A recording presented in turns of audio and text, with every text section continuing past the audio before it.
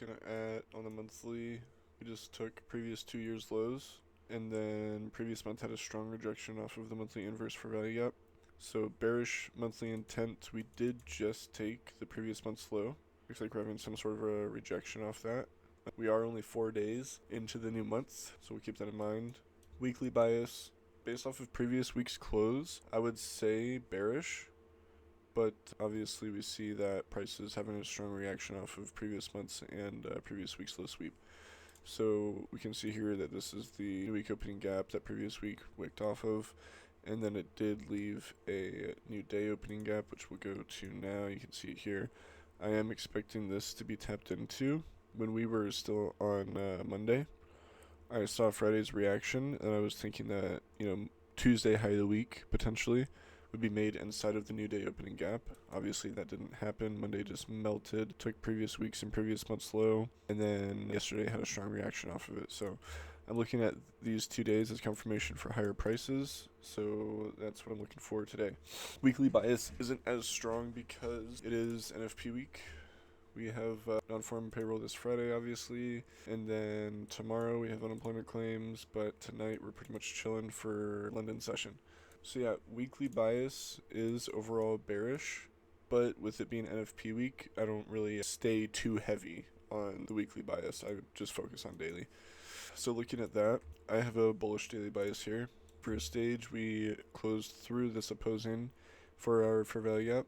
This bearish 4-hour fair value gap, closed through it, stayed up here for a little bit, came back down, wicked it, tapped into this one as well, this bullish 4-hour fair value gap, and we have obviously had a strong reaction upwards.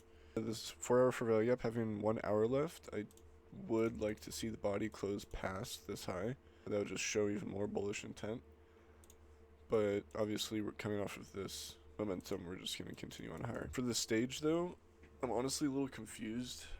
I'm not quite sure what I want to do here, because usually what I'm looking at here is Asia's displaced away, right? If you go on a lower time frame, we see displacement for fair value gaps, tap into it, displacement, fair value gap, tap into it, tap into the mitigation block, and then it has continued to displace higher. Technically this is Asia already tapped into a reversal point and reversed, and so now we're looking for somewhat of a retracement, right, to get in, but it's not leaving what I usually like to see. Let me see if I can find an example of what I'm talking about. Like this. This is Asia displacing, right? Nice, clean displacements. OTE. Whenever Asia displaces like that, I do like to use an OTE entry. And there was another one I just had. I took it on Euro, so I'm kind of like looking at the wrong chart. It was this one. Had bullish bias, OTE. Let me see if we can find that on the Euro real quick. Yeah, right here. OTE. Held it overnight. But anyways, got a little sidetracked there. Actually, I'm going to keep that up and label it 4-hour fair value gap.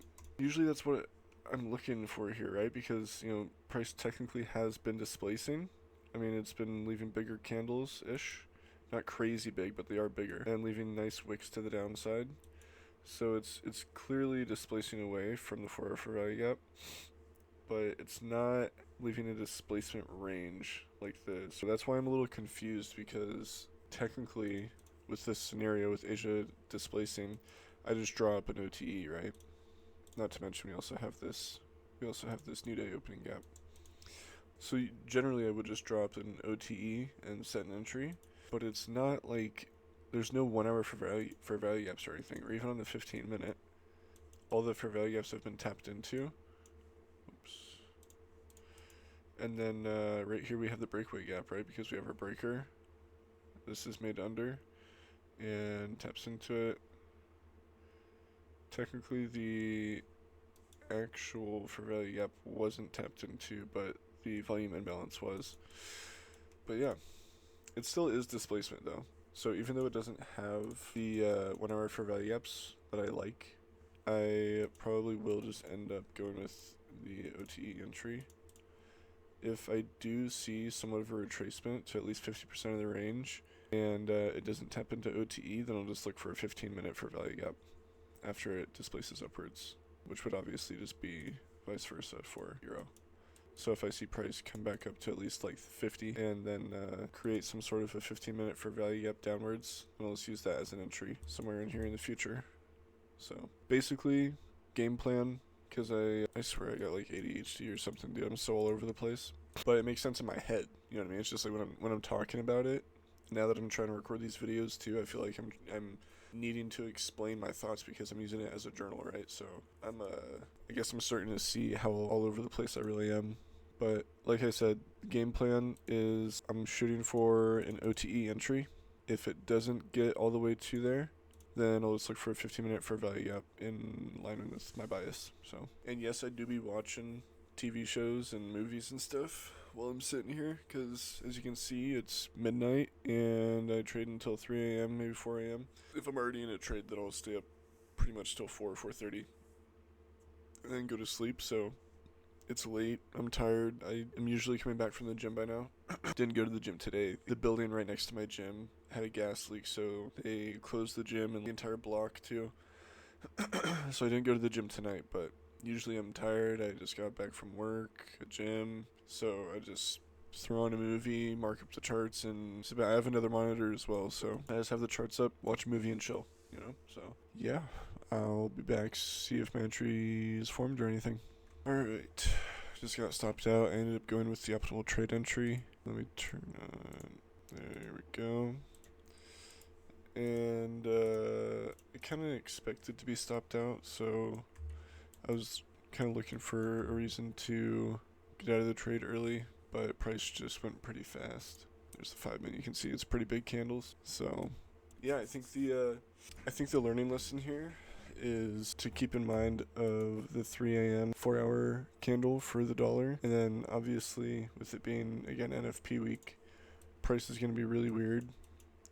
I need to keep in mind the 4-hour candle, and then I need to obviously just pay attention to price action. I mean, price action here, I don't really know what other lesson I could learn here besides just reading price action, right? Like I said, this previous 4-hour candle just huge. So stayed in the new day opening gap after taking previous day's high. Like, this was just a complete bearish setup. So who knows? Price might end up turning back around after taking this low. It could tap into this 4-hour low, whatever. I don't really care. I'm done for the day. I take one loss. I'm done for the day. So I'm still up 1% on my funded.